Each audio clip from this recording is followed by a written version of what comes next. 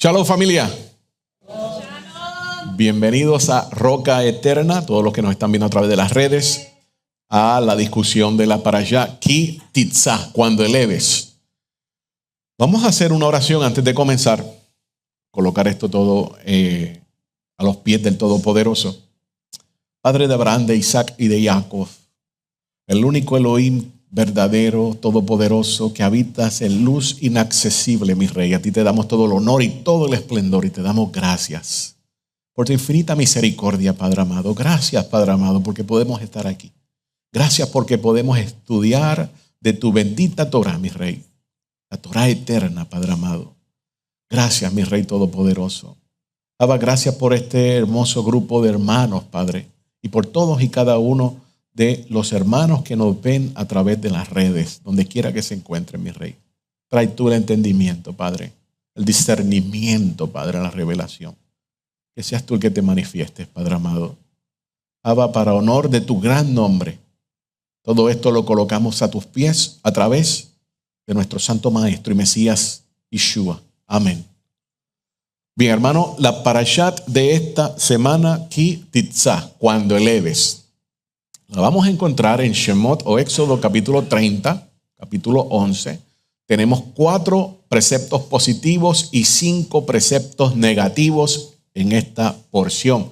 Yo le puse como un subtítulo de la santidad a la suciedad.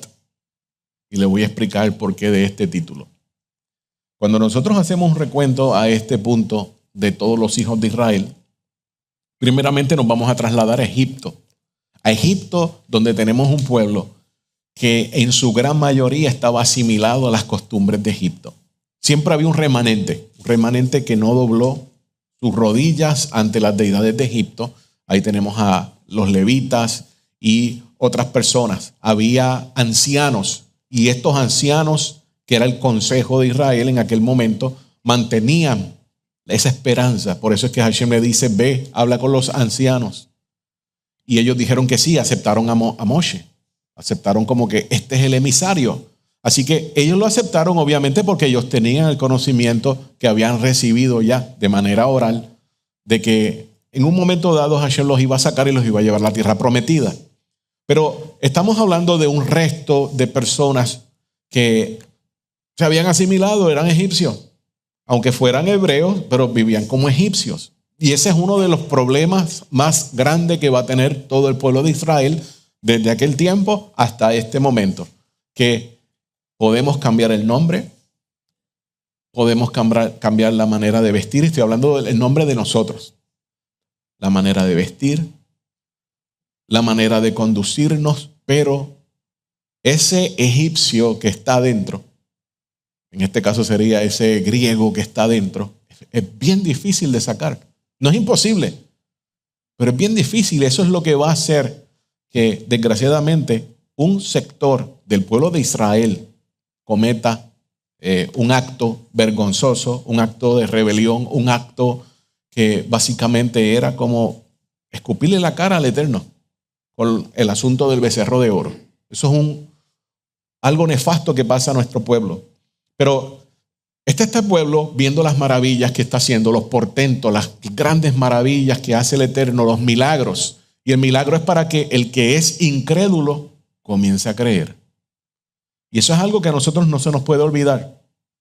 Porque algunas personas, cuando vienen a la Torah, comienzan con argumentos de que no se ven tantos milagros, no se siente la presencia del Todopoderoso, pero se nos olvida las palabras de nuestro Santo Maestro Yeshua, que cita también al profeta y dice, cuando le preguntan a él: haznos un milagro para saber quién tú eres.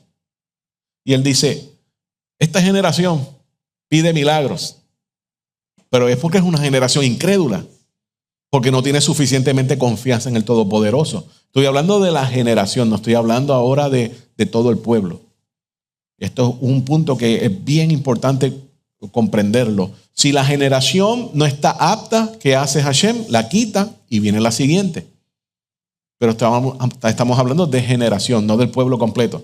Entonces, esta generación en Egipto vio grandes portentos, muchas personas que no eran del linaje de Israel tomaron la decisión de ser parte del pueblo. Se circuncidaron y tomaron la Pesaj o la Pascua en la casa de un israelita. Ese era el requisito para salir de la tierra, y ustedes lo han leído. O sea que ellos dieron, vamos a ponerlo de este punto, ellos dieron un paso de fe, de confianza en el Todopoderoso. Salen, pasan por el agua, por el mar, por el cruce del mar de los juncos. Cambian, eso es un cambio de estatus delante de todo el mundo. Se regocijan, escuchan las voces del Todopoderoso, los rayos, los truenos, el monte temblando, reciben la Torá. ¿Y qué ocurrió? Que el egipcio que tenían adentro pudo más. Se relajaron de momento. Y ahí es donde también Rab Shaul dice: el que esté firme, y mire que no se vaya a caer. El pueblo creía que estaba firme en ese momento. Y de momento, de la santidad, se fue a la suciedad. Ese es el patrón que se va a repetir en la vida de todos los israelitas a través de la historia, a través de este tiempo. En lo sublime, escuchando, conectado con el Todopoderoso, algo pasa que nos descuidamos. Y cuando nos descuidamos, ¿qué ocurre? De la noche a la mañana, en la suciedad. O en el vómito, según Rab Shaul es que habla de eso, ¿verdad? Es un patrón que vuelve y se repite una y otra vez, una y otra vez. Y lo tenemos que tener siempre presente, siempre, porque Hashem no cambia. Y el pueblo de Israel, lo sabemos, le va a ocurrir lo mismo. Tenemos que estar siempre pendientes. Entonces, vamos al resumen de la Parashat. Capítulo 30, verso 11, hasta el capítulo 34, verso 35, encontramos esta parashat sumamente importante. ¿Por qué? Porque nos está hablando ahora de las cosas sagradas, pero también nos va a hablar de todo lo que ellos hicieron de manera de rebelión contra el Todopoderoso. Y esto está apuntando también al tiempo final, cuando venga el sistema de la bestia, que comúnmente lo llamamos la bestia. También todo esto se habla en esta parashat. El pueblo de Israel es mandado a contribuir cada uno con medio shekel de plata para el santuario. También son dadas las instrucciones para construir el kior, una gran vasija de agua para el santuario, junto con el aceite de la unción y el incienso. Los artesanos sabios de corazón, Betzalel y Ahaliab, son puestos a cargo de la construcción del santuario. El pueblo es mandado nuevamente a observar el Shabbat. Cuando Moshe no vuelve, en el momento esperado del monte Sinaí, la gente hace un becerro de oro y lo adora. Aquí es donde está la adoración a el falso Mesías, la adoración a la imagen que se levanta en el último tiempo. 40, recuerde que el número 40 tiene que ver con la prueba.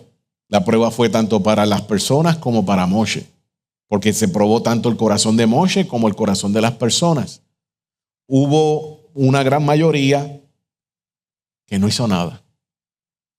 Y esas también van a tener un resultado. Le va a ocurrir algo por quedarse pasivo. Y hubo otros que se rebelaron. Y eso fue el número 40, el número de la prueba, el número de las aguas que están embravecidas. Esa es la ilustración con el número 40.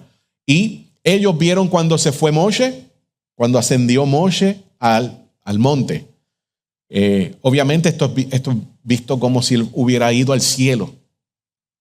Y es interesante porque aquel que Hashem le dijo a Moshe: yo voy a levantar un profeta en medio de tus hermanos, él va a hacer las cosas que tú has hecho, está hablando de Mashiach, y seguimos este mismo orden. Moshe ascendió al cielo o al monte.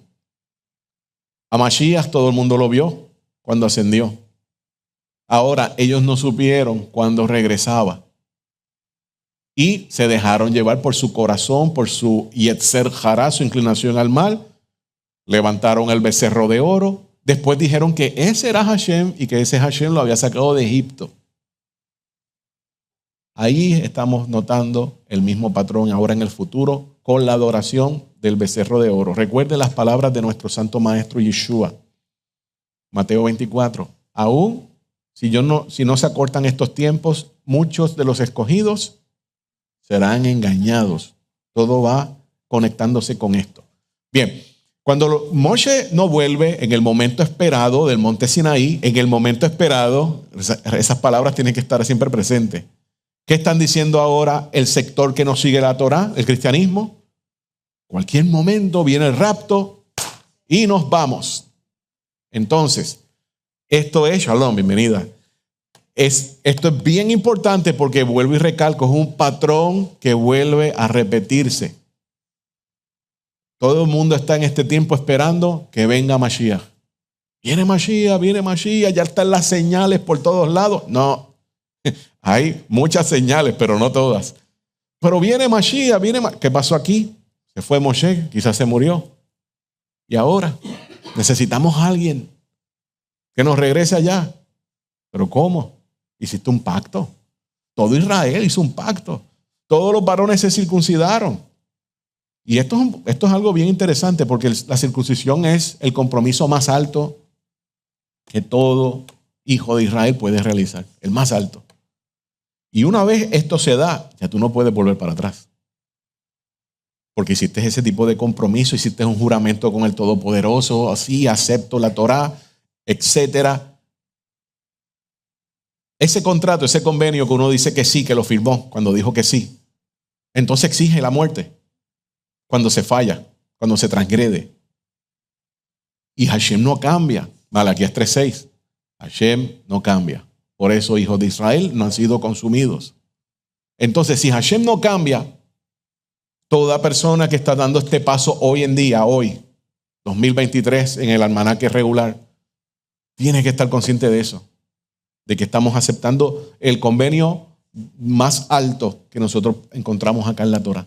Hemos pasado diferentes tipos de niveles, llegamos al punto de que ahora sí vamos a hacer esto para llevar esa marca en nuestro cuerpo. Pero no podemos volver para atrás, porque si volvemos, Hashem es bueno, Hashem es justo, y como Él es justo, Él va a obrar por lo que Él dijo. Y ya usted sabe lo que viene después. Y después de esto no digas, ay Hashem, ¿qué voy a hacer? Es que Él es justo. Recibimos lo que nosotros nos merecemos. Entonces, hacen el becerro de oro. Elohim se propone a destruir la nación errante de Israel, pero Moshe intercede por ellos. Moshe desciende del monte cargando las tablas del testimonio grabadas con los 10 mandamientos. Viendo a la gente bailar alrededor de su ídolo, había una orgía ahí, rompe las tablas, destruye el becerro de oro y manda a matar a los principales líderes de la revuelta contra Elohim. Luego vuelve hacia Elohim y dice, si no los perdonas, bórrame de tu libro que has escrito. Interesante. Hay un libro. Y es el libro que nosotros hablamos para el tiempo de Rosh Hashanah. Elohim perdona, pero dice que los efectos del pecado serán sentidos por muchas generaciones. Primero Elohim propone mandar su ángel junto a la gente para guiarlos, pero Moshe insiste que Elohim mismo los acompañe hasta la tierra prometida.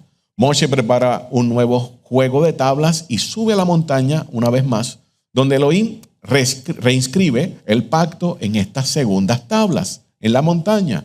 Moshe es agraciado con la visión de los 13 atributos de misericordia divino. Tan radiante es el rostro de Moshe a su regreso del monte que debe cubrírselo con un velo, que se retira solo cuando habla con Elohim y para enseñarles la ley al pueblo. Ese es el resumen de esta parashá. Como dije al principio, tenemos 21 temas en esta porción. Tenemos el censo de los israelitas por medio del medio shekel, el kior o el lavatorio, elaboración del aceite de la unción, elaboración del ketoret, el incienso, designación de los constructores del tabernáculo. Tenemos el Shabbat, la entrega de las tablas del testimonio, idolatría del becerro de oro. Moshe intercede ante Hashem para que perdone al pueblo. Moshe desciende y rompe las tablas.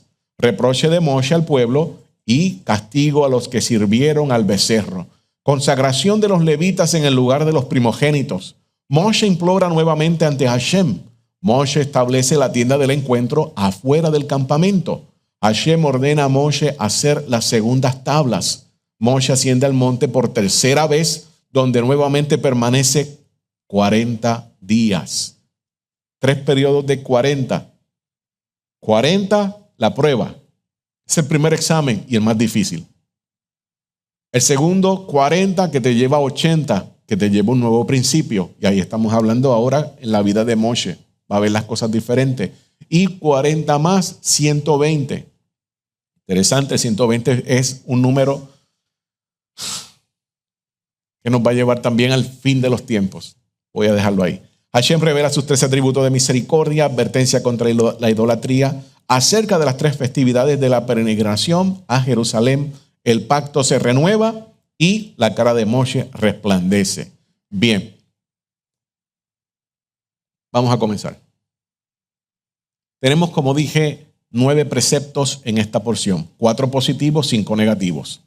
Precepto positivo: donar el medio shekel cada año. Hoy en día no se puede hacer porque no hay un templo, no hay un Sanedrín. Así que hay organizaciones que lo están haciendo de manera simbólica, pero realmente esto no cuenta hoy en día. Otro precepto positivo: que los Kohanim, los sacerdotes, laven sus manos y sus pies antes de ingresar al santuario. Claro que sí. Vamos de un espacio regular a un espacio sagrado, tenemos que lavarnos las manos, tenemos que lavarnos los pies. Hoy en día, la mayoría de las sinagogas torah-observantes tienen en la entrada una, ¿cómo le diría? Un tipo de fuente con un recipiente y se lavan las manos. Un lavatorio, sí, un lavatorio. Pero eso viene de aquí. Es tratando de dejar algo del templo en la sinagoga. Los musulmanes, por otro lado, cada vez que van a rezar en sus mezquitas, pues se lavan las manos, se lavan los pies, se lavan hasta la boca.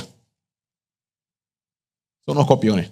Entonces, positivo: ungir a los sumos sacerdotes y los reyes con el aceite especial para la unción.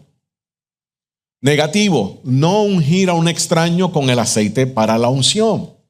Negativo: no preparar aceite con la fórmula del aceite para la unción. Negativo: no hacer mezclas aromáticas con la misma fórmula utilizando para el incienso de las ofrendas. Negativo: no comer ni beber de las ofrendas de idolatría. Ofrendas de la idolatría. Aquí hay comidas envueltas, aquí hay festividades envueltas dentro del paganismo, que el cristianismo sí está lleno de todo esto, pero desgraciadamente cuando se viene a la Torah, muchas veces se viene arrastrando muchos de estos tipos de festivales, que no estamos hablando solamente con Navidad, con Semana Santa.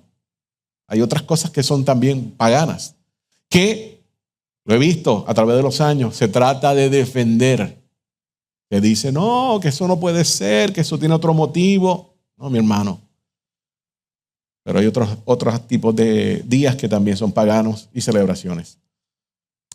Dejar reposar la tierra en el año Shemitah y no comer carne con leche. Y ese es uno que en su momento lo abordaremos. Bien, Hashem comienza a darle las instrucciones para tener, como hemos hablado muchas veces ya en el pasado, su espacio sagrado dentro del campamento. Un puntito en el desierto, un puntito en el planeta completo, que ahora va a tener esa misma connotación de lo que tuvo en alguna vez el jardín o el huerto en el jardín del Edén. Así que para esto, Hashem muestra, como ya hemos visto ya en semanas anteriores, el tafnit, el plano. Esto es lo que yo quiero, tienes que seguirlo de esta forma. En el antiguo Medio Oriente, sabemos que diferentes culturas tenían su espacio sagrado.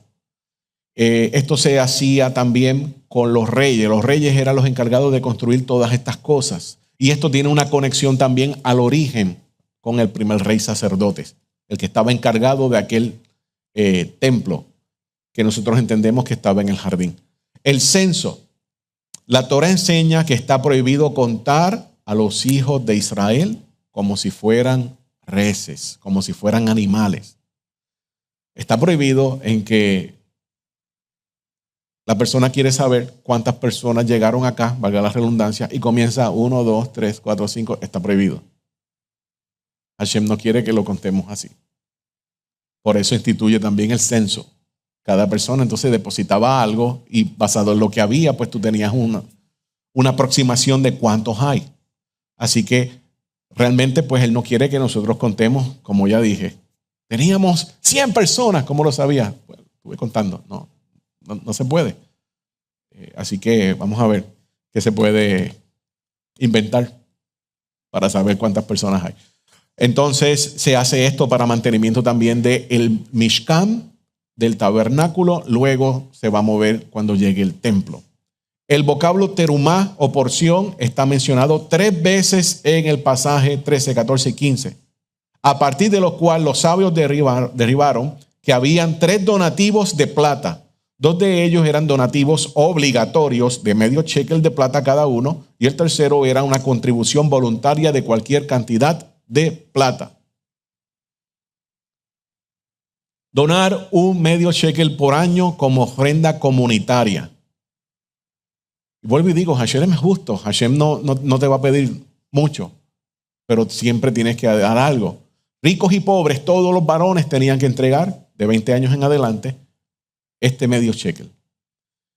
El dinero recolectado era guardado en una cámara dentro del templo. Durante el año era utilizado para comprar de animales para las ofrendas diarias, los musafim y otras ofrendas comunitarias. El dinero de ese fondo que se generaba cada año se gastaba en madera para el altar, vino para la libación, sal para las ofrendas de carne, el pan para la mesa, la vaca roja, los 2 panes que se preparaban en Shavuot, los cabritos de Yom Kippur, el cordón rojo que indicaba que se había aceptado o rechazado también el corbán. También con ese fondo se pagaban los salarios de los encargados en los campos de la cebada para la ofrenda del Omer y los que hacían el pan para las mesas. Así que necesitaban eso. Hay una historia, hay un relato en el tiempo todavía del primer templo que no se estaba dando esta cantidad como era, y el templo quedó en malas condiciones. Hubo que repararlo y hacer muchos cambios. No recuerdo dónde es que aparece, no sé si es los Crónicas o primero o segunda de Samuel, no recuerdo eso. Pero un concepto clave que nosotros encontramos aquí es, para el bien de Israel, Hashem desea que todo, tanto como ricos y pobres, tenga la misma porción en la ofrenda comunitaria que se traía a través de los años. Hashem, Él, nos ordena que nos unamos a cumplir la mitzvah, el mandamiento, y podamos compartir con igualdad para que Él nos recuerde para el bien. Esto es aparte de ayudar a la viuda, de ayudar al huérfano. Había que contribuir. Los Kohanim, hasta el momento, hermano, hay dudas, ¿sí? Pero nos estamos entendiendo. Baruch Hashem. No se duerman porque yo estoy viendo. Los Kohanim deben lavar sus manos y pies antes de comenzar su labor en el Beit HaMikdash, en el Santo Templo, en este caso también en el Mishkan. Los Kohanim deben lavar sus manos, sus pies cada vez que van a entrar al Eijal o cuando van a realizar su trabajo, su abodá, su misión, su encomienda. El realizar esto habla del estado más alto de pureza ritual, que obviamente hoy lo vemos transferido a la ortodoxia, que no toca, pero ha sobrevivido de una manera, yo voy a decirlo así, distorsionada, porque vuelvo y digo, no toca, no hay templo, no tenemos ese espacio sagrado.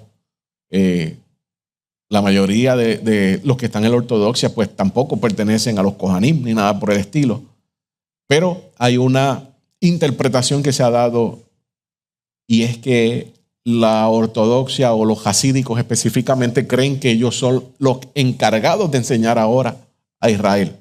Y por eso ellos están estudia por ese concepto. Entonces se han elaborado conceptos que son un poquito fuera de contexto, que ellos lo dicen, no, nos toca a nosotros. Entonces, si nosotros podemos entender que el Eterno siempre está pidiendo que lo mejor se le dé a Él, que te presentes delante de Él sumamente puro, eres un ministro del Todopoderoso, entiéndase, un Kohanim, uno de los sacerdotes de los linajes de Aarón, y ahora estás trabajando en el Mishkan o vas a trabajar en el templo, tienes que estar perfecto delante del Todopoderoso. Por eso estás ensayando constantemente. Mientras tú no estás en el Mishkan, no estás en el templo, estás ensaya en todo momento para cuando trabajes ahí, todo lo hagas sin fallar. Porque no hay un margen de error. Tienes que hacerlo perfecto. La santidad es demasiado alta allí. Así que esto uno no lo puede tomar en aquel momento, ni hoy lo podemos tomar livianamente. Siempre debemos recordar que cuando nosotros hablamos de la casa de nuestro rey, hablamos de reglas sumamente estrictas que las puso el mismo Creador y no podemos modificarlas, no tenemos esa autoridad. Sabemos que en diferentes atrios del templo habían rótulos en diferentes idiomas advirtiendo de no traspasar estas áreas de mayor santidad, y cualquiera que rompiera esas áreas había una pena capital. Existieron 24 órdenes de policías del templo y 21 de estos eran levitas y 3 de Kohanim, apostadas en diferentes zonas para hacer cumplir todas y cada una de estas leyes. Y ellos iban a estar sumamente alineados y no iban a dejar pasar nada. Fue un error, lo siento. El error se paga, dije el Shema porque después de eso lo que viene no va a ser fácil. Ungir al Cohen Gadol, al sumo sacerdote y a los reyes de Israel según el linaje de David. Para esto se necesita un aceite especial, el aceite de la unción. El aceite que, desgraciadamente, hay personas que por la falta de conocimiento este día siguen la receta que aparece en la Torah y crean un tipo de aceite similar, quizás por un motivo de promocionar cómo era este aceite, pero todo esto está prohibido. Pero esto ocurre al día de hoy. Este aceite que se prepara, hay que tenerlo siempre listo en caso de que le ocurra algo al Cohen Gadol, al sumo sacerdote, y tenga que emergir otro sumo sacerdote. Las vasijas utilizadas en el templo deben ser ungidas con este tipo de aceite. También, como dije ya, los reyes del linaje de David. Este aceite se perdió en el primer templo.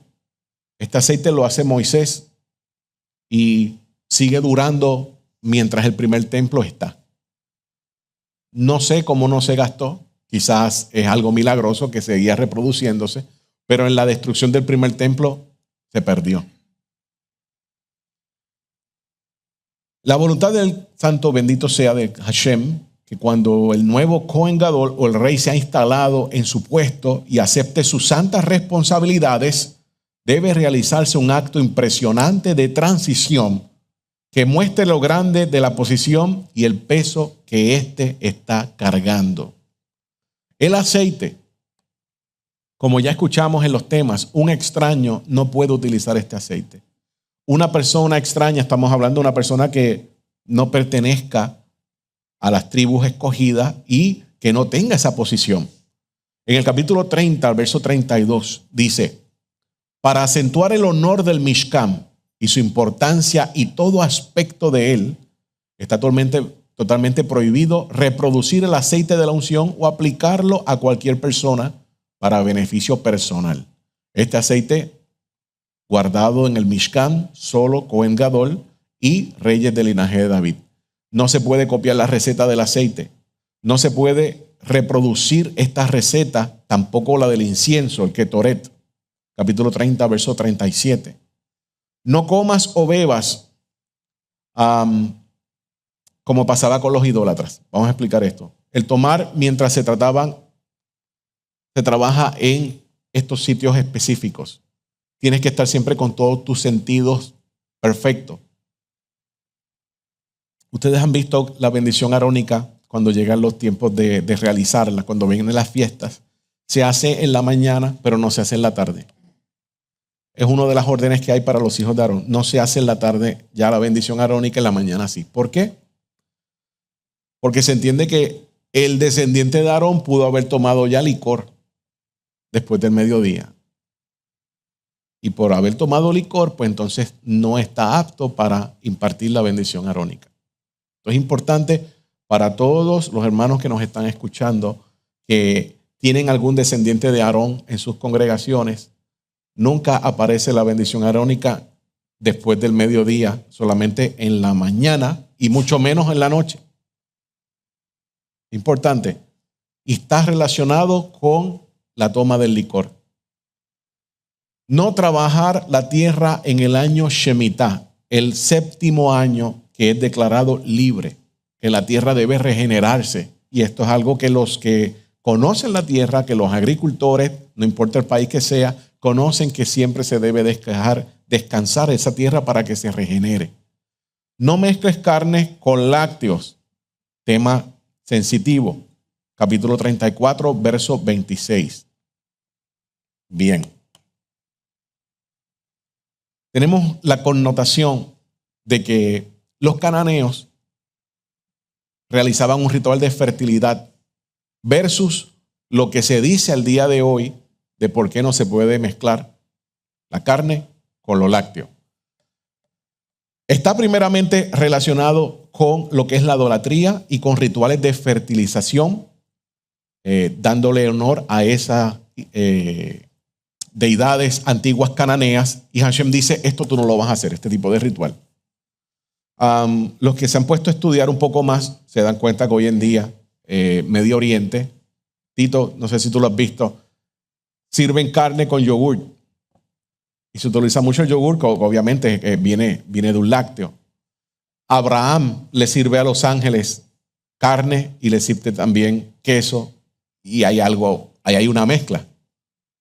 Es verdad que la historia moderna te dice, no, primero pasaron tantas horas para que él se pudo comer esto y luego pasó lo otro. Pero el texto no dice eso. El texto dice que le sirvió eso para que ellos comieran.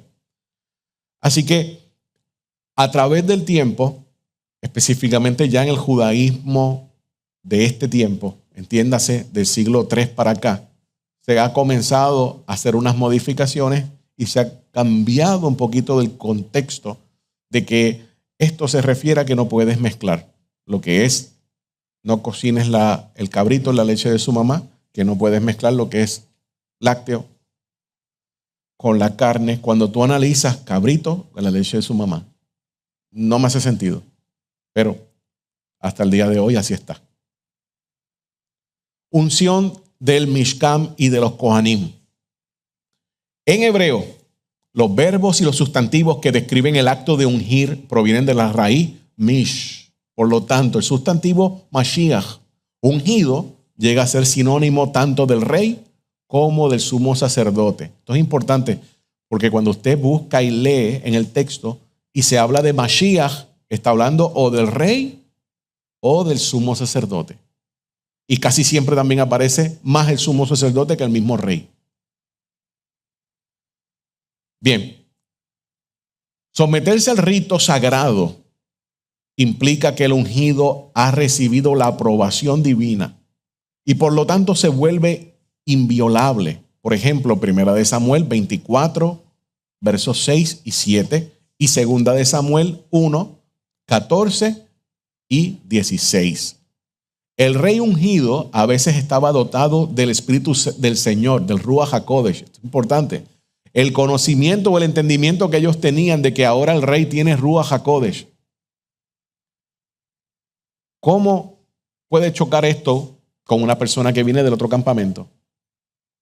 Cuando se dice, no, solamente el Espíritu Santo era acá, en tiempos modernos, después que viene Mashiach. Pero el entendimiento era de que ya el rey que está ahí gobernando tiene Ruach HaKodesh, tiene el Espíritu Santo. Entonces, pueden verificar esto, 1 Samuel 16, versos 13 y 14. Va a adquirir el apoyo y la sabiduría también del Eterno. La unción del sumo sacerdote tenía una función diferente a través de la santificación, como lo implica el verbo Kiddush, el verso 12. El sacerdote era el que dejaba el reino de lo profano, el reino común, el reino que no está separado para el Eterno, y se elevaba al reino de los santos para cumplir con su deber en la proximidad del objeto santificado. En este caso estamos hablando del Mishkan y del templo, bajo la presencia divina. La práctica de ungir con aceite era común en el antiguo Medio Oriente.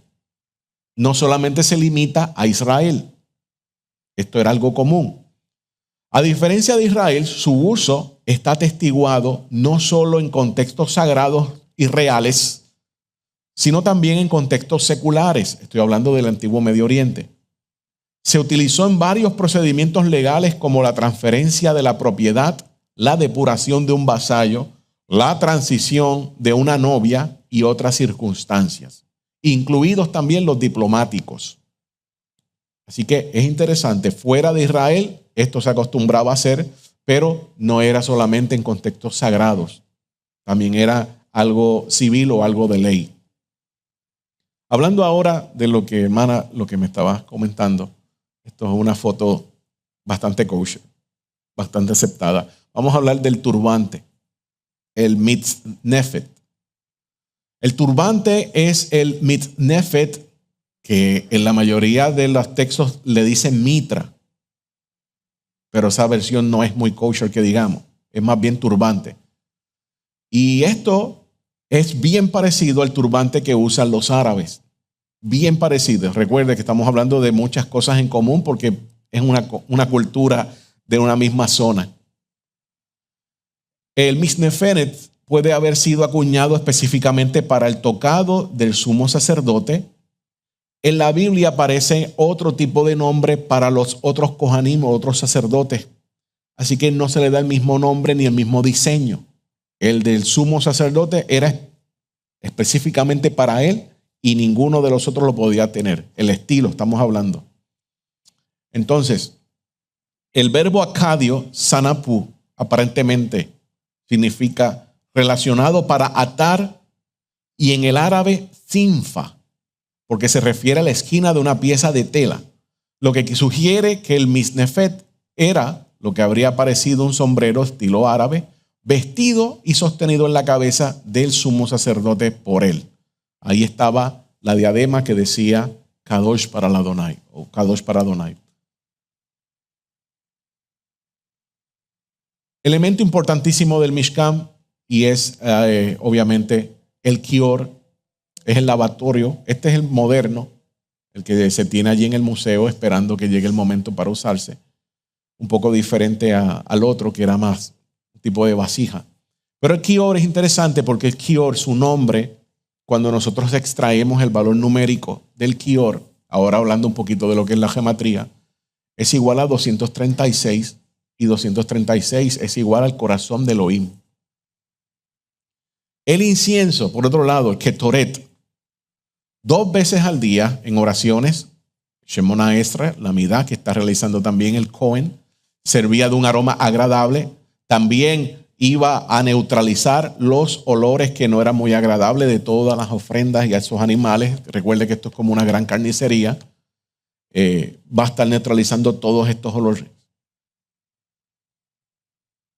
Quiero hablarle ahora acerca de este joven, Betzalel. Betzalel es la persona encargada que Hashem lo escoge para que él sea el que esté a cargo de toda la construcción de este Mishkan. La tradición dice que él tenía 13 años. No sabemos, por la Torah no nos dice nada más, pero la tradición dice que tenía 13 años. Se presenta como si fuera un genio constructor. Ahora, este muchacho va a ser el prototipo del Mesías, lo que significa su nombre y todo lo que él va a estar elaborando. Según el Rambam, uno de los principales comentaristas de la Torah señala que las habilidades de Betzalel fueron en sí mismas un milagro, ya que durante los siglos de la estancia de los judíos en Egipto no tuvieron acceso a metales preciosos como el oro, la plata, el cobre. Y por lo tanto, el hecho de que Betzalel supiera trabajar estos metales y utensilios artesanales era algo inesperado. Esa es la posición del Rambam. Betzalel era, ante todo, de una línea noble. Su papá era Hur, hijo de Caleb, de su unión con Miriam, la hermana de Moshe. Ese Hur que dio su vida para restringir a Israel de la adoración del becerro de oro. Basado en la Torah oral, se cree que a Hur lo mataron en ese momento que estaba la adoración del becerro de oro y él trató de impedirlo. Como recompensa a este martirio, su hijo Betzalel Entonces ahora debe construir el Mishkan. Uno de los descendientes posteriores, el rey Salomón, debía construir también el templo de Jerusalén, haciendo una comparación. Betzalel no solo pertenecía a la familia distinguida, sino que también era un hombre distinguido, poseedor de sabiduría, perspicacia y comprensión.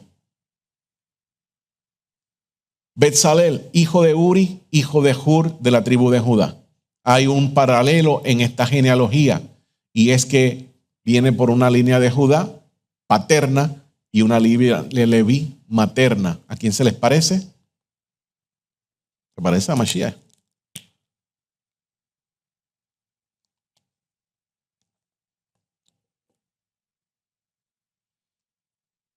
Betzalel significa en la sombra de Elohim.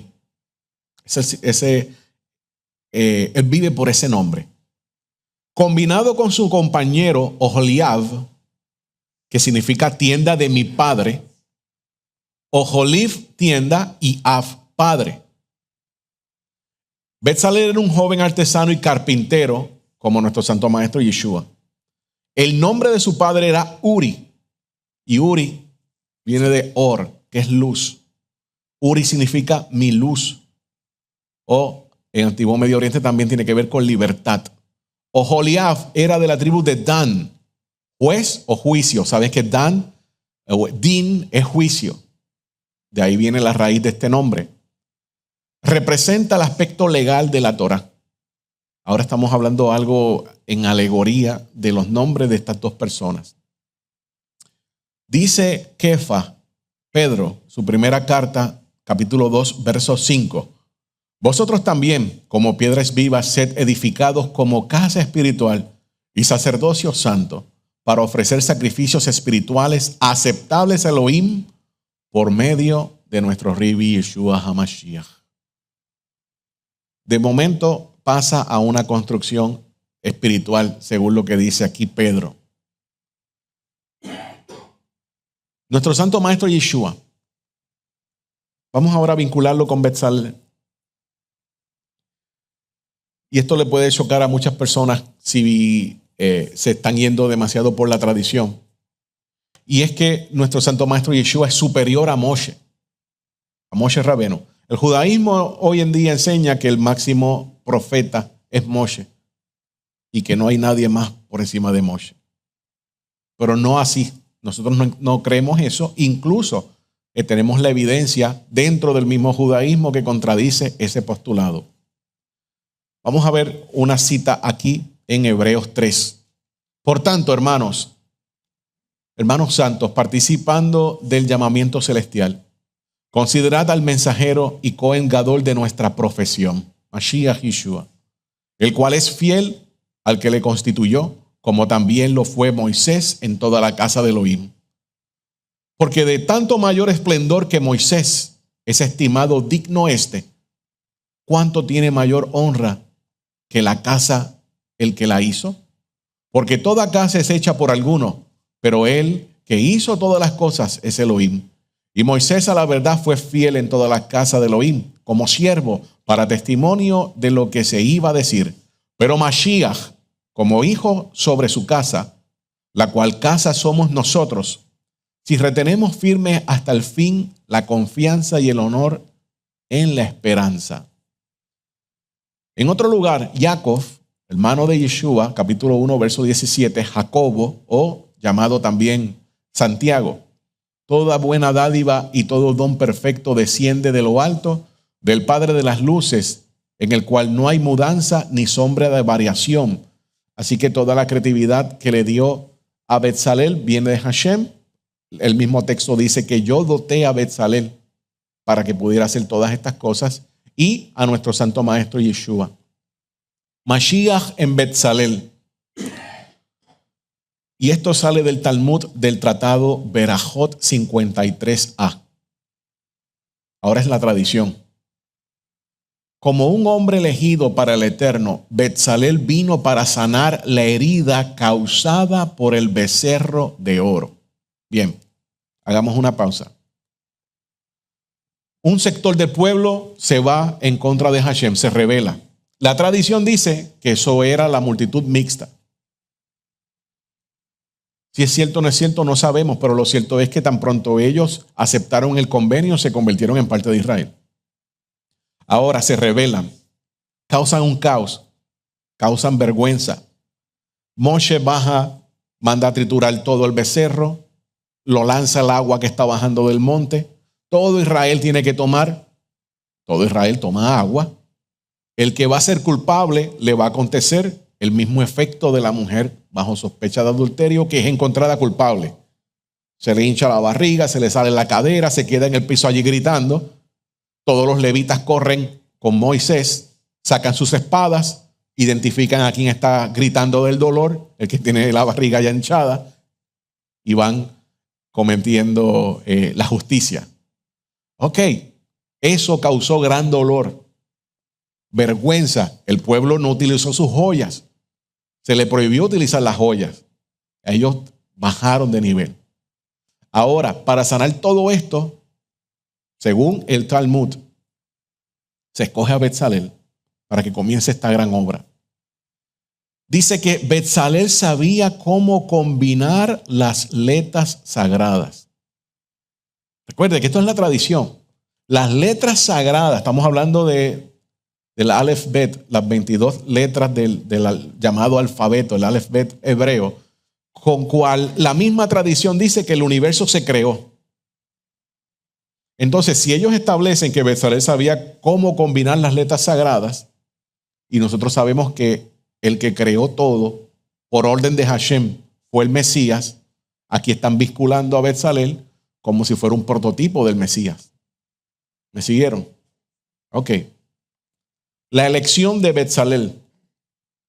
Hashem ya había seleccionado de antemano a Betzalel para erigir el Mishkan. Hashem se había anticipado al futuro. La multitud mixta que salió de Egipto, según la tradición, ocasionó que Israel transgrediera. Estas personas pasaron, ya hablé de esto, por una experiencia de conversión. Se arrepintieron de su mal camino, se injertaron en el pueblo, tenían malas costumbres, había idólatras, orgullo en su interior, no tenían un compromiso real con Hashem, y esta parasha vuelve a recalcar el Shabbat. Aparentemente, si recalca el Shabbat, y ya se lo había mencionado unas cuantas veces, es porque estas personas no estaban observando el Shabbat como era. En el antiguo Medio Oriente se creía que los becerros tenían cualidades divinas. Los toros específicamente eran admitidos por su fuerza, virilidad y gran fertilidad. Características que eran de un rey. Para más decir, los toros y los becerros eran adorados por los cananeos, Mesopotamia, antiguos egipcios y otros. Esta es una de las razones que ocuparon a la población mixta para levantar su becerro de oro. Él mismo sirvió como un objeto físico que les recordó el Egipto y lo que esto consideraba como algo deseable. De aquí que podemos entender que Jeroboam colocó 2 becerros de oro, uno en Tel Dan y otro en Betel, porque representa un rey, representa un líder, representa algo físico, algo tangible que puedes ver. Inmediatamente no está el elegido del Todopoderoso, el que va a estar diciendo al pueblo, esto se hace así. No, necesitamos algo que podamos palpar, que podamos ver.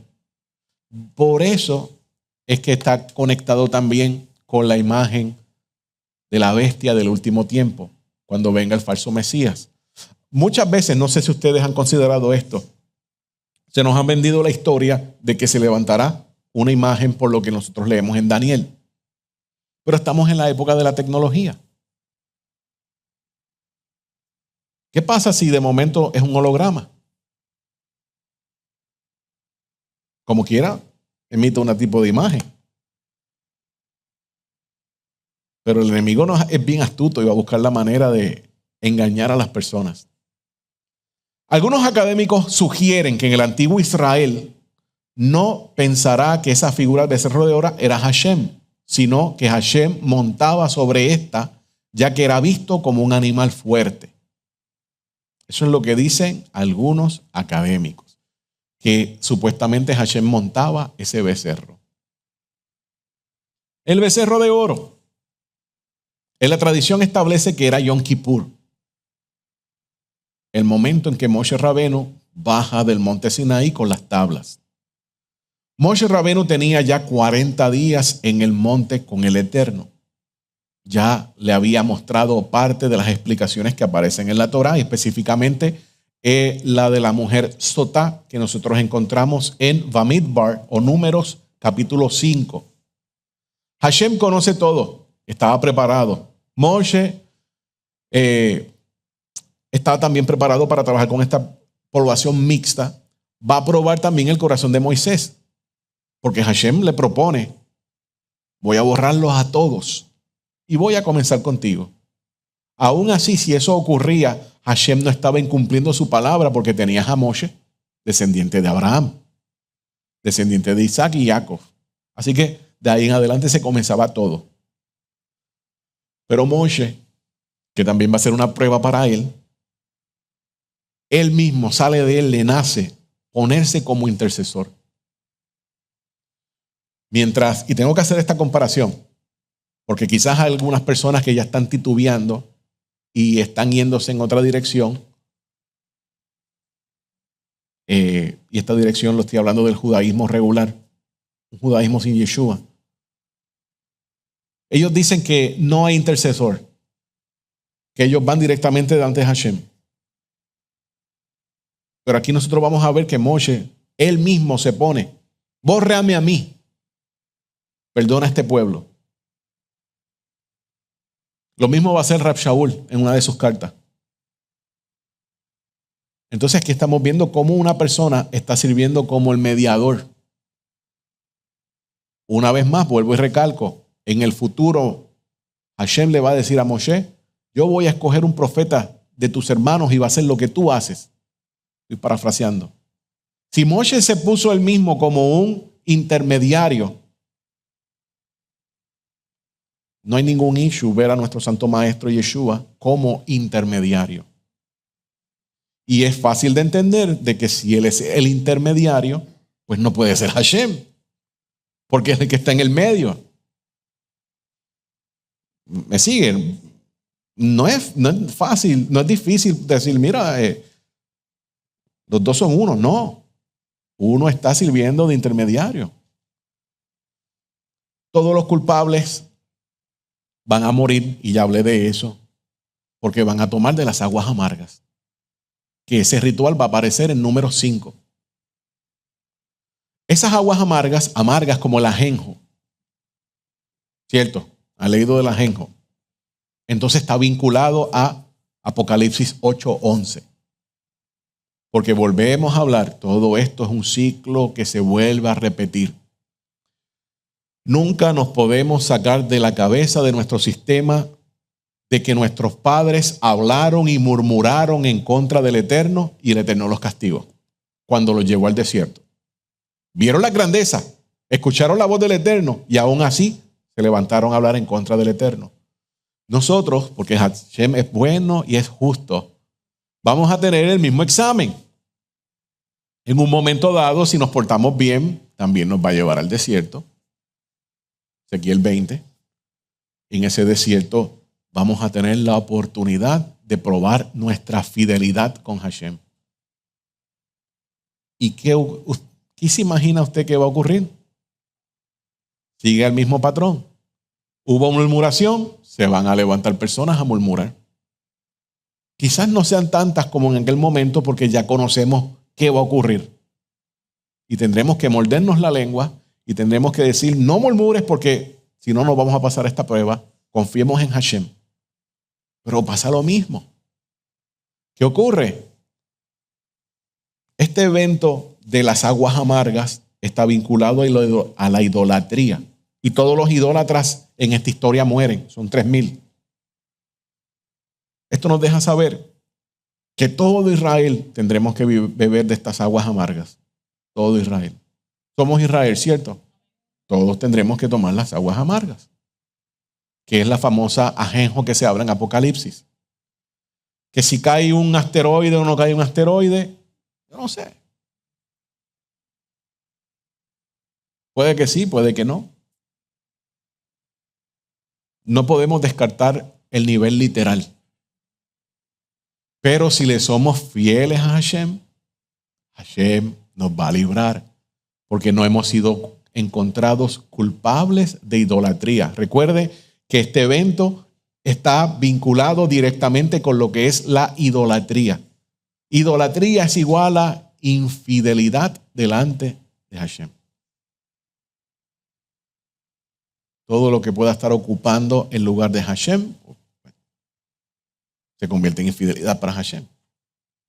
Entonces, ahí nosotros tenemos que hacer un análisis en nuestro corazón y decir, para mí lo primero es Hashem, no solamente decirlo, lo tengo que probar en el Shabbat, en las Moedim y en mi estilo de vida tiene que ser de acuerdo con lo que la Torah establece. El servicio, desde que yo me levanto en la mañana hasta que yo me acuerdo, debe ser de agrado para Hashem según lo que la Torah me dice. No según la denominación, no según el líder, no, lo que me dice la Torah. Si hacemos eso así, Israel vio todo lo que estaba aconteciendo allí en Egipto, pero no le pasó nada. Entonces nosotros vamos a ver todo lo que le va a acontecer al Egipto mundial, pero no nos va a pasar nada. Vamos a ir al desierto. Si el Eterno le suplió a Israel en el desierto con maná y codornices y agua, nunca faltó ropa, quiere decir que a nosotros no nos va a faltar nada si somos fieles ante Él. Pero tenemos que tomar el examen, vuelvo y digo. Y eso está aquí en esta historia. Dice Higalut 8:11, Revelaciones 8:11. Y el nombre de la estrella es Ajenjo. Y la tercera parte de las aguas. Entiéndase que las aguas significa también naciones, pero también juicio. Se convirtió en Ajenjo. Y muchos hombres murieron por causa de las aguas, porque se habían vuelto amargas. Si no estudiamos Bamidbar número 5, la mujer y el ritual de las aguas amargas, no podemos conectar. Nuestro santo maestro Yeshua, el Ribi, dice: muchos me dirán en aquel día, Señor, Señor, no profetizamos en tu nombre, y en tu nombre echamos fuera demonios, y en tu nombre hicimos muchos milagros. Y entonces les declararé: nunca os conocí, apartaos de mí, transgresores de la Torah. Mateo 7:22. Hebreos 12:14. Seguid la paz con todos y la santidad, sin la cual nadie verá al Adón, al amo. Sin santidad y en shalom. El ajenjo es conocido por mejorar el rendimiento y la salud del sistema digestivo. Gracias a sus componentes como la absintina y la anabsintina, se puede mejorar notablemente la digestión al estimular el sistema digestivo. Se le considera uno de los mejores antibióticos naturales. Es perfecto para el tratamiento de afecciones como la indigestión, gases y la eliminación de parásitos intestinales. También se ha usado el ajenjo como ayudante en problemas del hígado y la vesícula. Aumenta la secreción de jugos biliares, descongestionando el hígado y mejorando sus funciones. Por lo general, una infusión de ajenjo ayuda a reducir las molestias ocasionadas por la indigestión y la acidez estomacal al mismo tiempo que acelera el sistema digestivo, devolviendo el apetito, útil para tratar a personas que sufren de anorexia.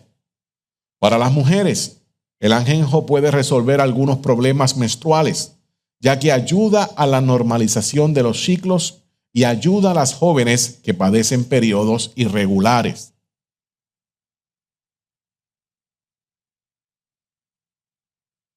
Zacarías o Zacarías 13:8 dice: morirán 2/3 partes de los que habitan en este país. Solo quedarán con vida la 1/3 parte, y esta parte que quede la haré pasar por el fuego. La purificaré como se purifica la plata. La afinaré como se afina el oro. Entonces ellos me invocarán y yo les contestaré. Los llamaré pueblo mío y ellos responderán: El Eterno es nuestro Elohim. Yo, el Eterno, doy mi palabra. Y el Eterno no se retracta. Fue Hashem que lo dijo. No se moleste conmigo. Zacarías 13:8. 2/3 partes de los habitantes del país. 2018. 1 de cada 3 personas profesa el cristianismo. Los 2.500 millones de cristianos suponen el 33% de la población mundial, por delante de los musulmanes que aglutinaban el 23%.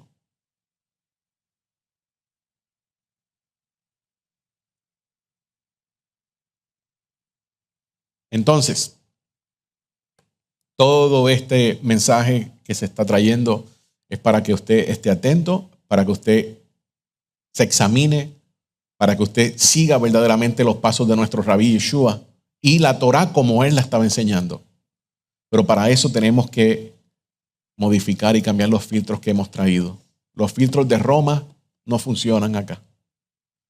Vamos a hablar ahora acerca de Moshe Rabenu, el intercesor de Israel. El intercesor de Israel. Mi presencia irá y te proporcionará tranquilidad. Vayomar panai y elehu va hanijoti lach. Mi presencia irá y te proporcionará tranquilidad. Esa oración vale 1472 en gematría. Eso es lo que le está diciendo el ángel de Hashem a Moisés. Mi presencia irá y te proporcionará tranquilidad. 1472, cuando le hace la conversión, también significa Él es mi Salvador, mi Yeshua. Eso es un nivel un poquito más avanzado para que nos demos cuenta que aquí está hablando, aquí está cifrado también de quién es el Salvador de Israel. Salmo 72:6. Descienda Él como la lluvia sobre la hierba cortada, como aguaceros que riegan la tierra. También vale 1472. Ezequiel. Y de aquel día en adelante sabrán que la casa de Israel, que yo soy Hashem su Elohim, las puertas por donde va a atravesar el Mashiach que hoy en día están cerradas. Moisés o Moshe Rabenu le pide al Eterno que me deje ver tu gloria. Muéstrame tu cabodeja, lo que dice en hebreo. Él está pidiéndole al Eterno, el Eterno ya le dio el break, la oportunidad, ya el Eterno perdonó a Israel. Ahora Moisés quiere más.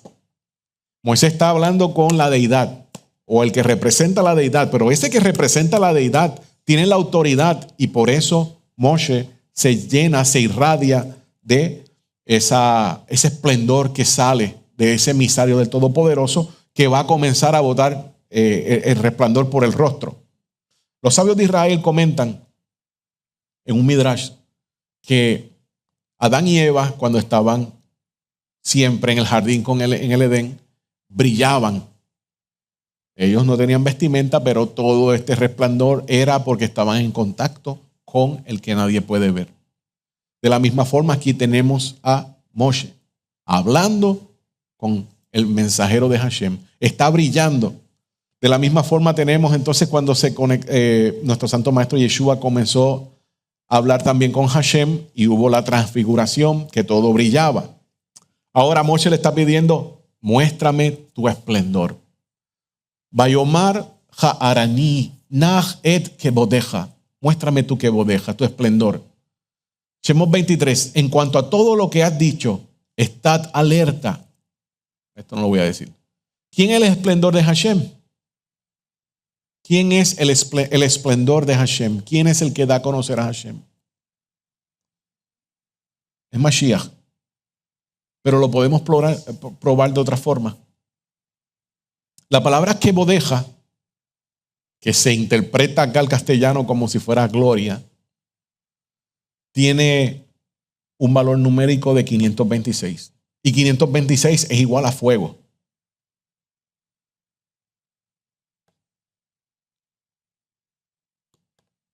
El nombre de Hashem, el nombre sagrado está vinculado directamente a otro nivel, a otra intimidad más con el Todopoderoso. Cuando nosotros buscamos en los valores numéricos, y esto es algo que lo hacía mucho yo, ya he dejado de hacerlo un poco. Es una etapa, yo digo, de toda persona en el caminar. Así que esto está aquí porque es la recopilación de otro tiempo también. Pero tiene que ver, te deja saber cuando tú los examinas de quién es el que te está hablando.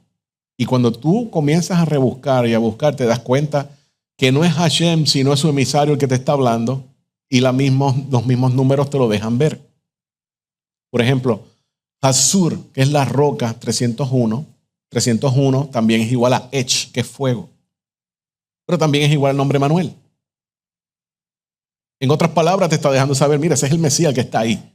No es Hashem. Entonces, no podrás ver mi faz, no puedes ver mi rostro. Matíyahu o Mateo 11:27, nuestro Ribi Yeshua. Todas las cosas me fueron entregadas por mi Padre. Y nadie conoce al Hijo, sino el Padre, ni el Padre conoce a alguno, sino el Hijo. Y aquel a quien el Hijo lo quiere, lo revela. En Yohanan, él mismo dice, nuestro Santo Maestro Yeshua, a Elohim nadie lo vio jamás. Nadie lo vio jamás. El unigénito Hijo, que está en el seno del Padre, Él le ha dado a conocer. Tenemos un monte santo, tipología del cielo. Y el ángel de Hashem le dice, te voy a ubicar en una grieta. Para cuando yo pase no te ocurra nada. Solamente puedes ver mi espalda. No vas a poder ver mi rostro. Los que leyeron la parashá saben de lo que yo estoy hablando. La piedra o la roca es sur, que también es sinónimo de Mashiach. Pero hay una grieta. ¿Cómo se puede agrietar esa roca que representa a Mashiach? En su primera venida. Fue agrietado, fue torturado. Y en esa historia está escondido también que te voy a ubicar en la roca que representa a Mashiach, pero la roca tiene una grieta. También está hablando de su primera abodá o de su primera misión. Vas a estar ahí mientras yo paso. Solamente vas a ver mi espalda. Esa fue la primera vez que Moshe le deja saber eso. ¿Me están siguiendo? Ok. Estoy tratando de hacer un tipo de midrash y conectar lo que es la piedra, lo que es la grieta, lo que es la espalda y lo que está viendo Moshe Rabeno. Solamente vio la espalda. Cuando venga la segunda venida, entonces vamos a verlo de frente. Estamos terminando. Éxodo 34:20. Pero redimirás con cordero el primogénito del asno, y si no lo redimirás, quebrarás su cerviz. Lo vas a redimir por un cordero. Zacarías nos habla de aquel que viene humildemente montando un burrito, un asno. Sabemos que es el cordero. Aquí está cómo se pinta esto dentro del judaísmo. La sustitución de ese burrito por el cordero llamado Mashiach. Isaías 63:9. Todas sus angustias él fue afligido, y el ángel de su presencia los salvó, y en su amor, en su compasión los redimió, los levantó y los sostuvo todos los días de antaño. El mismo Mashiach sufriente, el mismo que los mismos sabios de Israel dice que se encuentra en las puertas de Roma, entre los leprosos. Aquel que nadie quiere saber, aquel que le dice muchos insultos, es aquel ese cordero que vino para redimir. Zacarías 9, regocíjate sobremanera, hija de Sión, da voces de júbilo, hija de Jerusalén. He aquí tu rey viene a ti justo, o Sadik, dotado de salvación, humilde, montando un asno en un pollino, hijo de asna.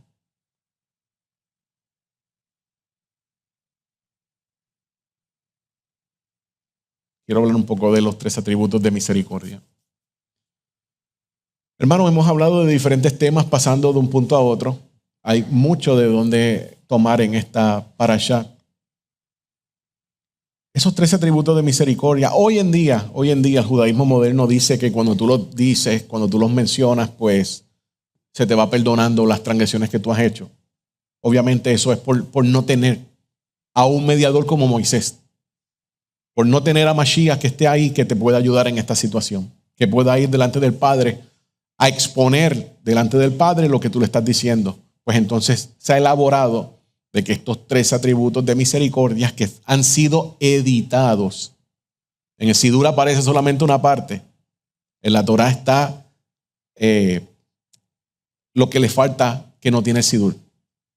Porque te dice, si tú caminas como es debido, entonces vas a obtener esto. Pero si no, si hiciste las cosas mal, tienes un castigo. Pero en el Sidur no te dice esa parte. El sistema religioso está buscando de hacer que la persona pueda ir delante del Creador sin intermediario. Y aquí es donde nosotros tenemos que decir no. Nosotros tenemos al que está haciendo o siguiendo los pasos como Moisés, el que nos está llevando. Y esto a nosotros no se nos puede olvidar, pero también tenemos que buscar la manera de entenderlo un poco mejor. El esplendor del Padre, el rostro del Padre es Mashiach. En la misma versión oración arónica, que su rostro se inclina hacia ti. Pero ¿qué es rostro si Hashem no tiene rostro? El único rostro que tiene es el que lo dio a conocer, que es el Padre. Entonces, la figura de Mashiach juega una figura sumamente importante para todos y cada uno de nosotros, obviamente vinculado a lo que es la obediencia. Usted puede buscar los 3 atributos de misericordia, que lo va a ver en todas las oraciones del Sidur en la mañana. Ahí está, aparece. Pero sin la pieza clave no va a ocurrir nada. Esta pieza clave obviamente es Mashiach. ¿Quién necesita regresar a Hashem? Todo el mundo, yo creo, toda la humanidad necesita regresar a Hashem. Y necesita hacerlo con el único o la única pieza que cabe ahí. No sé cuántos de ustedes han armado en su vida un rompecabezas. Y cuando lo llegas a armar casi completo, te queda una sola pieza. Tiene que ser de la misma forma, el mismo tamaño. No puedes modificarlo. Ese es el Mashiach. No puedes cambiarlo. Ya está el rompecabezas casi completo. No te puedes ir a aventurar. Los que no creen todas estas cosas, los que todavía argumentan que nuestro Santo Maestro Yeshua no puede ser el Mesías, que no puede ser como Moisés, cada vez se le pone más difícil el panorama. Porque como dije, el rompecabezas está casi lleno y todo apunta a que esas piezas que no cambian de forma van ahí, van en su lugar correcto. Entonces nosotros tenemos a ese que por medio de Hashem entregó la Torah, a ese que por medio de Hashem otorgó el pecado con relación a todo esto, el asunto después del becerro de oro, a ese que luego vino a explicarnos la Torah, y a ese que va a estar también siempre con nosotros en cualquier tipo de momento, incluso lo que viene próximamente. Uno que no cambia. Entonces, hermanos, yo pregunto, en la infinita misericordia del Eterno, en todo lo que nosotros podemos ver a diario,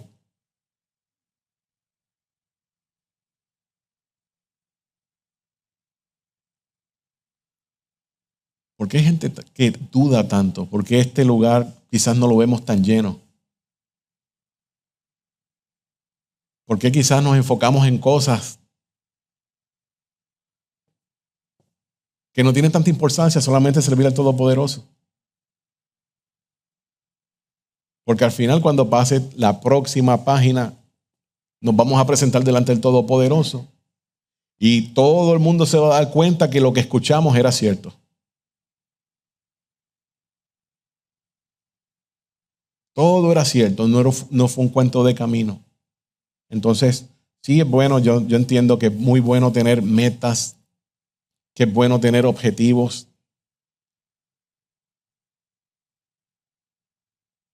Pero el objetivo principal para nosotros, como hijos de Israel, es seguir esa instrucción y dársela a conocer al mundo. Y yo creo que ahí, esta es mi opinión personal, ahí es que cambian las prioridades. ¿Dónde nos ubicamos nosotros? Voy a dar un ejemplo. No nos hemos ido de los 13 atributos de misericordia. 13 atributos de misericordia dice así: están enraizados, según lo que dice la tradición, en la corona del árbol de la vida. Dedicarse a obtener estos atributos rectifica el propio nivel de la corona. Eso es lo que dice un rabino de apellido Cordovero. Basa su lista en características espirituales en el versículo de Mija o Miqueas 7, 18 al 20, donde se enumeran estos 13 atributos de misericordia: la tolerancia, paciencia con los demás, perdonar, buscar el bien en los demás y para los demás, no guardar la ira, realizar actos de bondad, amar, buscar el bien para alguien que te ha hecho daño y ahora desea rectificar ese daño. Recordar las buenas acciones de los demás, olvidar sus malas acciones, sentir compasión por los demás, incluso por la gente malvada. Actuar con honestidad, ayudar a los demás a arrepentirse y no guardar rencor. Eso es lo que te dice esta persona y todo suena lógico. El problema es que, ¿cómo le presentas esto al Todopoderoso? Digamos que Moisés está en el monte Sinaí y quiere hablar con la deidad que nadie puede hablar y no está el ángel que lleva el mensaje del Todopoderoso. ¿Cómo Moisés se le hace oír delante de la deidad? Necesitas a ese que está trayendo el mensaje. Tienes un intercesor, un intermediario en los hombres, pero en el cielo tienes un intermediario entre Hashem y ese que va a conectar con Moisés. Nada ha cambiado, simplemente ahora lo estamos describiendo de otra forma. Podemos tener la mejor intención de hacer las cosas correctamente, de tener la tolerancia, de hacer toda la sedacá del mundo para que el mundo conozca al Todopoderoso, hacer la justicia del Todopoderoso, pero si esa pieza clave no está ahí, si esa relación que es el que nos va a llevar delante del Todopoderoso, es el que le va a dar todas las palabras que nosotros estamos diciendo al Todopoderoso. Un ejemplo diciendo, mi servidor dice esto, esto y esto y esto. Estos 13 atributos de misericordia no van a funcionar solos. No puede haber una rectificación sola por el mero hecho que tengas la mejor intención de hacerlo. Necesitas a alguien que te lleve delante del Todopoderoso. Necesitas a aquel que estaba hablando con Moisés. Eso es una de las grandes diferencias de hoy en día, de nosotros como creyentes en Hashem a través de Mashiach y otra persona que sea creyente en Hashem, pero no tenga cómo presentarse delante del Eterno. Algo para meditar. ¿Dudas o preguntas?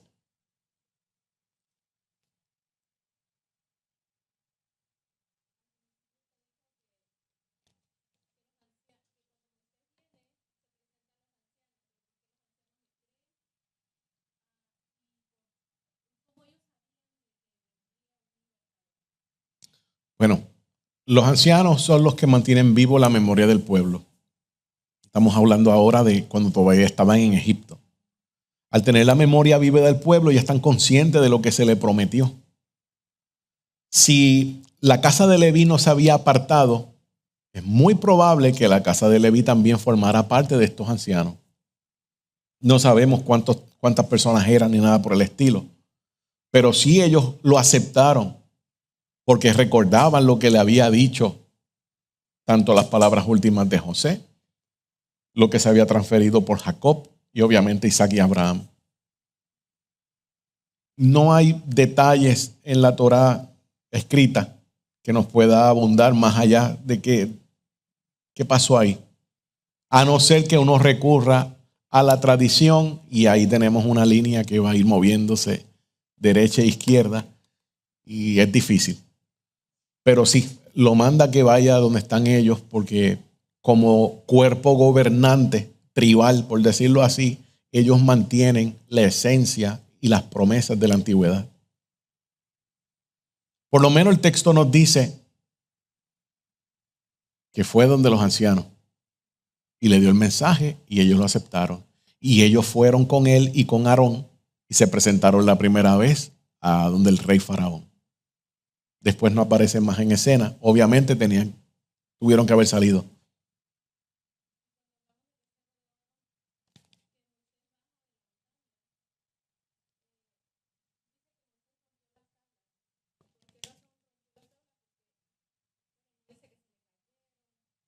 No, rompió.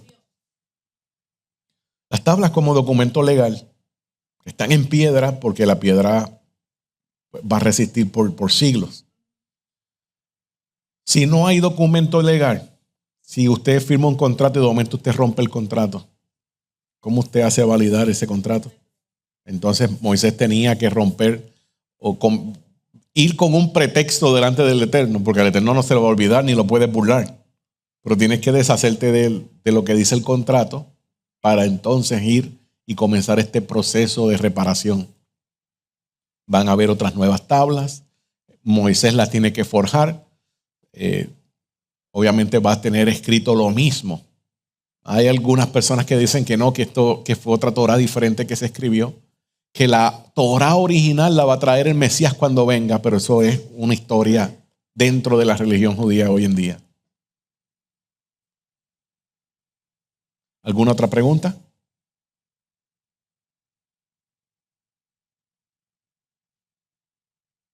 Bueno, Baruch Hashem. Ok, adelante, hermana.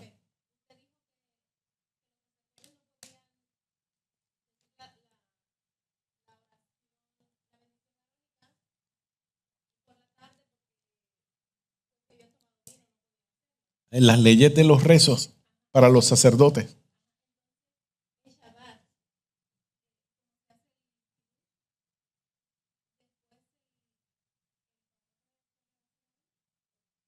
No, el papá lo hace el viernes en la noche, en la mitad de la noche. Y si ves la bendición arónica en el Sidur, aparece antes de llegar a ese punto. Pero en relación a los Kohanim en el servicio, se le dice que no puede tomar nada de licor. Entonces, una de las restricciones que colocaron fue que realizaran esta bendición en horas de la mañana, porque ya se entendía que después que pasara este servicio se iba a tomar licor. Y al tomar licor, pues, está quebrantando ese punto. En el Sidur, en las últimas páginas, están las leyes de los rezos y entre ellos están las leyes de los Kohanim. No estoy seguro si ahí mencionan algo de en qué momento se hace la bendición arónica, pero de lo contrario, Maimónides, Ramban, en el Mishnah Torah, específicamente las leyes de los Kohanim, ahí está ese punto establecido.